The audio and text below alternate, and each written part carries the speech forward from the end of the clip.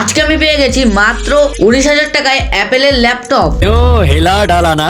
তো চলো ভিডিওটা শুরু করা যাক। প্রথমে আমি কিন্তু আমার মামার ট্রেনে করে হাবড়া চলে আসি, তারপর দাদুর ভ্যানে করে নাচতে নাচতে মেলায় চলে আসি। আর আসার পর আই এম তো অবাক যে এত ভিড়, আর ভিড়ে চেপে তো আমি পুরো পাপড় হয়ে গেছি। মেলায় ঢুকতে না ঢুকতে আমার পেট বললো আমাকে খাওয়াতে নিয়ে চল, আর আমিও তো চালাক কম না, তো আমিও দেরি না করে পিঠার দোকানের ও রেস্টুরেন্টের খাবারের গন্ধ শুকিয়ে নিয়ে চলে আসলাম।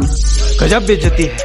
আর মেলায় খাবারের দোকানগুলোতে কিন্তু খুবই ভিড় ছিল, তাই আমিও ভাবছিলাম পরের বছর একটা দোকান দেবো। আর তারপর আমি বাংলাদেশের শাড়ির দোকান দেখতে পাই, গিয়ে শাড়িগুলো শুধু দেখেই চলে আসি, কারণ আমি কাউকে এগুলো গিফট দেবো সেরকম কেউ নেই আমার। তো আমার টাকাগুলো কিন্তু বেঁচে গেল।